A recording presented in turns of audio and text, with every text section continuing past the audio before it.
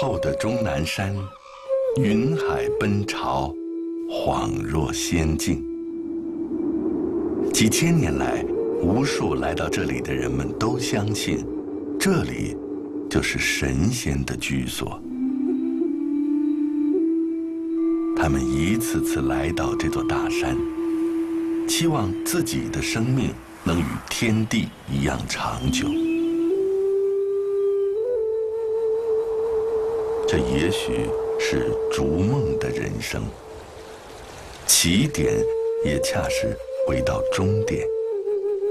在无数次循环往复中，长生的奥秘究竟在哪里呢？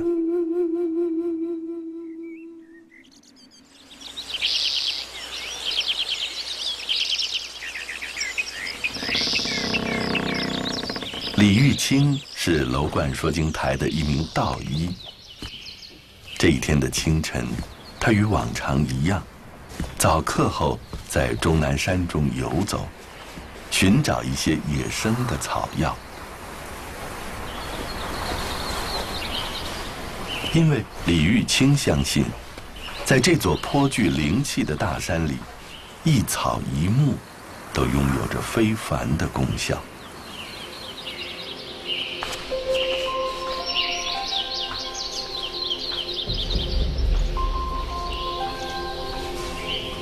在1500年前，另一位道家的医生和他一样，也在这座山中寻找着治病的良药和养生的方法。这个人就是被称为药王的孙思邈。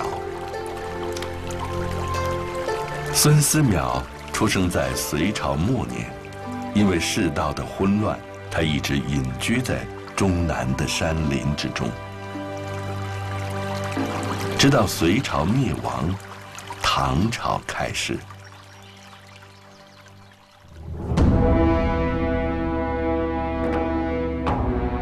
唐代是一个非常推崇道家的时代。当大唐的皇帝们坐稳江山，开始享受盛世的繁华之时，对长生不老之道有了近乎狂热的推崇。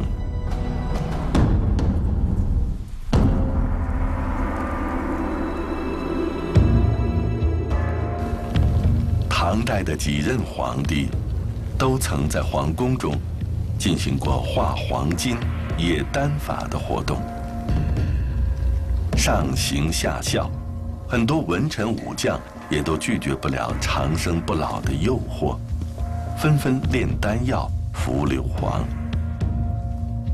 朝野上下兴起了服食丹药的风潮。可是，这些由重金属炼成的丹药，从来没有帮助人们实现过长生不老的期盼。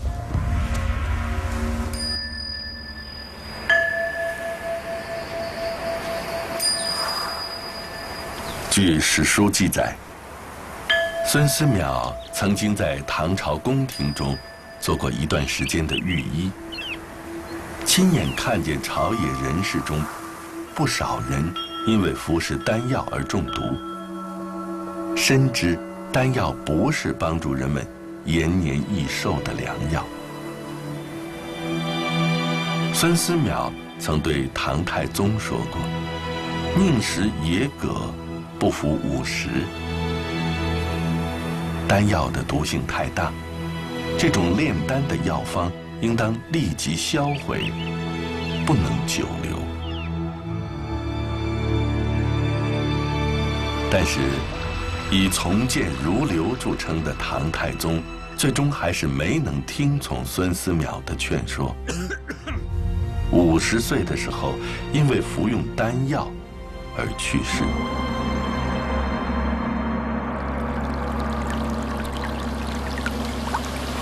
失望之极的孙思邈，再一次回到了终南山中，想重新为世人寻找一条通往长寿养生的道路。显然，对孙思邈来说，长长寿的秘诀与丹药没有丝毫的关系。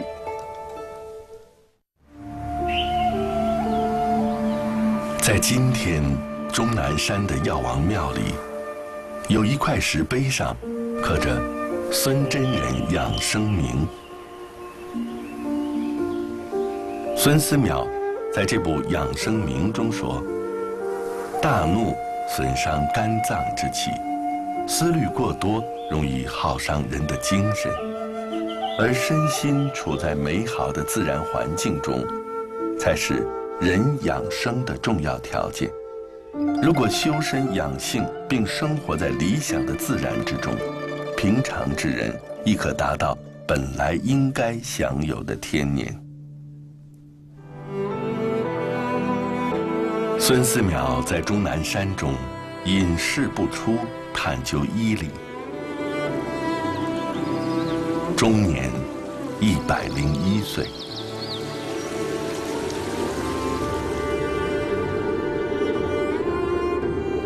尽管长生不老只是一个遥不可及的美梦，可2000年来，还是不断有人来到终南山寻访传说中的仙人，或是自己理想中的世外桃源。他们来到这里，是为了避开现实世界的喧闹，让自己的内心获得一丝平静与安详。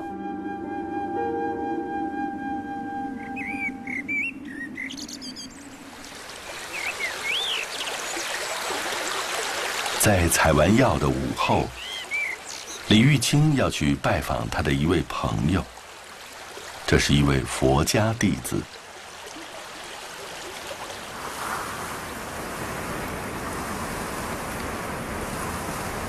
终南山既是道教的发祥地之一，又是佛教8大宗派的创立地。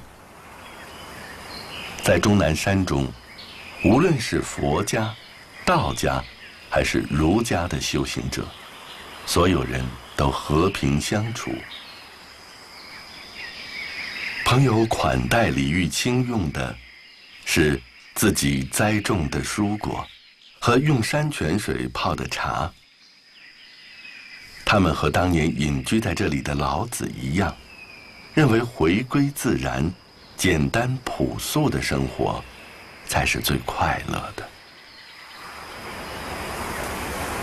因为懂得养生的人，不会追求物欲的享受，而付出自我本真的代价。这是终南山中最早的隐居者老子的观点。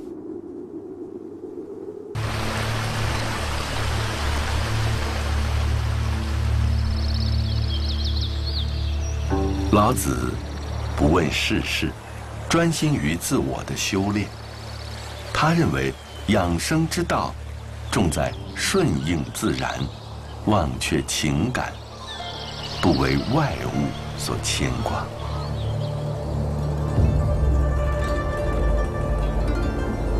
人法地，地法天，天法道，道法自然。这位道家创始人所说的道法自然是什么呢？是后世的人所追求的长生不老的方法吗？老子讲的这个自然，就是道本身是自然的，道法自然。道本身没有一个人为的造作，没有主观的意志。虽然道是万事万物之根源，所有的万事万物都离不开道的作用，但道本身是没有这个人为的分别，没有后天的造作，它是完全自然而然的。所以这个自然从最高境界来说是道的境界。太极拳是一种柔和绵软的拳术，也是向内求身心平和统一，对外求天人合一的养生功法。在白天和夜晚，李玉清都要练习太极。那是因为不同的时间会带来不同的练习效果。这种特殊的练习方法同样来源于老子的智慧，那就是阴阳。大凡光明、向阳、动态、刚健，都可归于阳；凡是黑暗、背阴、静止、柔顺，都可归于阴。古人看山川万物，发现太阳升起的时候，大地一片温暖，此时朝阳的地方更加明亮，因此便形象地创造出阳字。而当月亮升起的时候，大地重归寂静，所以便创造出阴字，形象地说明了阴阳与日月的关系。而老子将阴阳变成了一种哲学。老子首先明确提出阴阳属性普遍存在于天地万物之中，他将气的理论和阴阳的哲学结合在一起，描绘出一幅宇宙的大图景。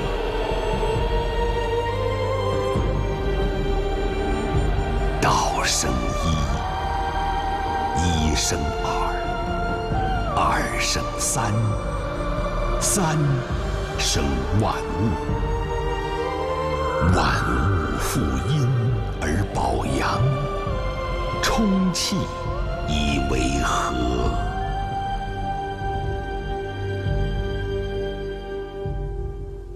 《黄帝内经》吸收了老子在《道德经》中的观点，将天道运用到人世，认为宇宙是个大天地，人身是个小天地。中国古籍《说文解字》是这样解释天字的：天从一从道。在早期的象形文字中，天字是一个人张着四肢，这是一个大字，但是其上加画了一横，代表人头上的天。在道家信徒的心中，风雨寒暑是天的4种情感，365日是天的古节，春夏秋冬是天的4肢，圆形的星空是天的头，方的大地是天的足。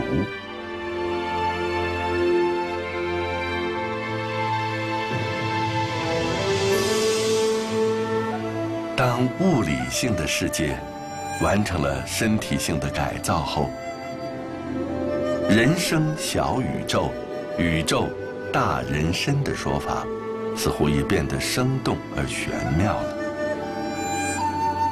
要想懂得养生之道，就要先明白阴阳共存、天人合一的道理。老师，天与人为何会合一？万物源之曰道，生之曰道。天与人各为万物之一，出于同源，其本相通，怎不会合一呢？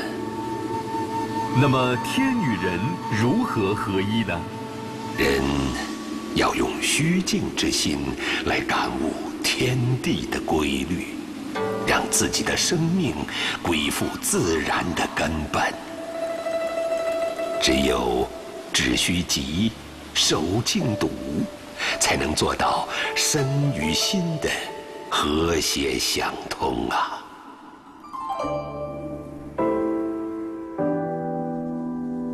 人身上的病好治，而心病难医。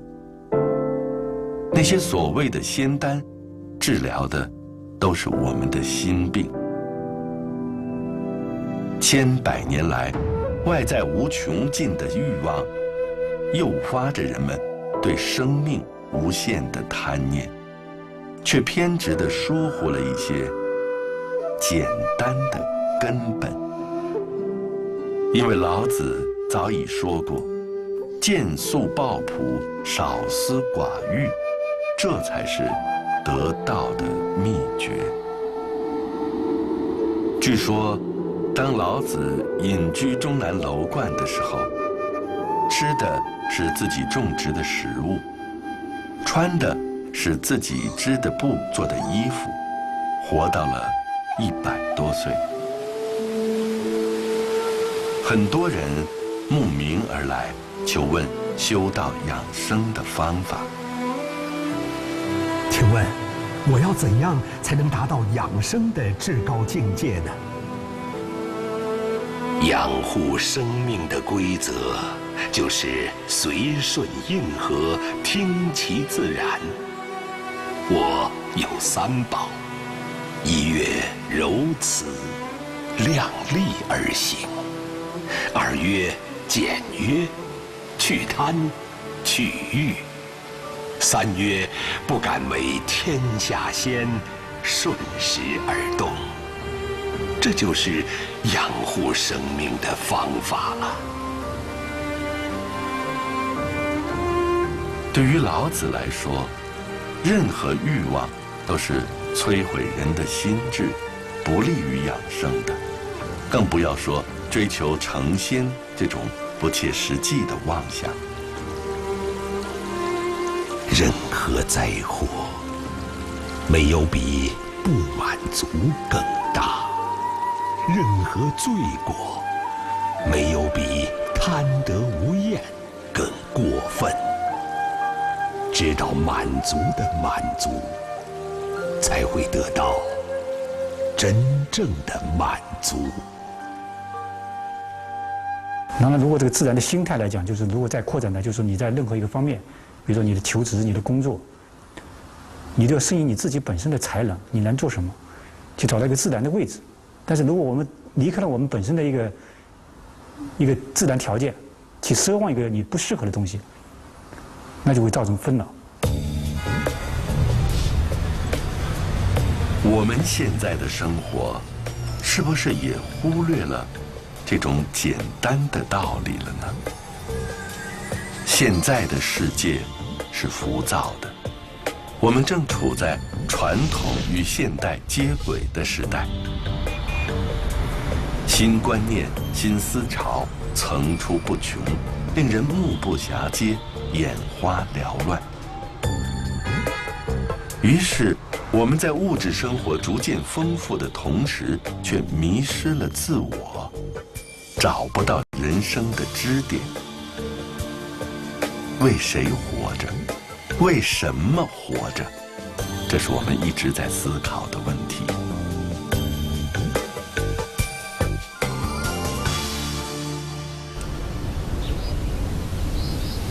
而2500年前的老子，则为今天人们的困惑给出了最为朴实的答案。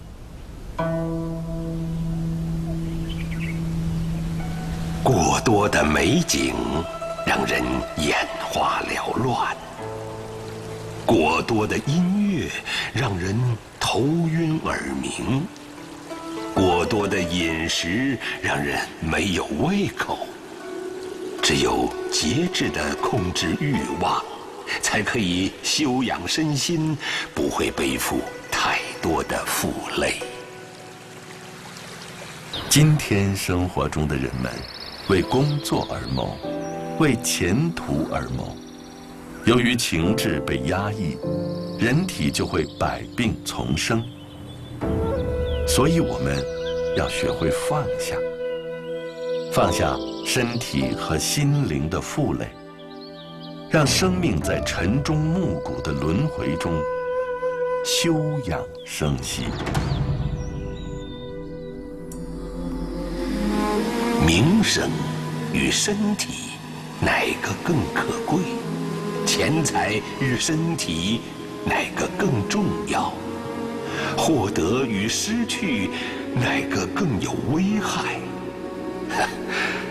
只有知道适可而止，量力而行，人的身心才能长久平安呐。那么真正的放下是智慧，是要对宇宙人生的奥秘、宇宙人生的真实有洞察、有洞见，有看到了万事万物本身的虚幻，看到道的真理，才能够放下。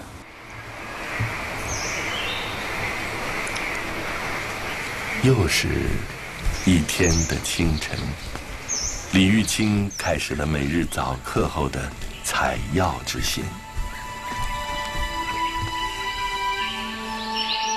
在李玉清心中，终南山的山山水水，一动一静，皆浑然天成。人处于当中，应当顺应它，尊重它，静思它，体悟它，寻找生生不息、无处不在的自然规律。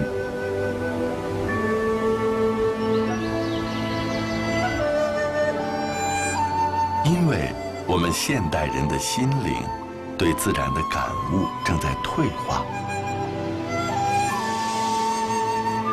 也许我们需要重新理解自身生命价值的规律。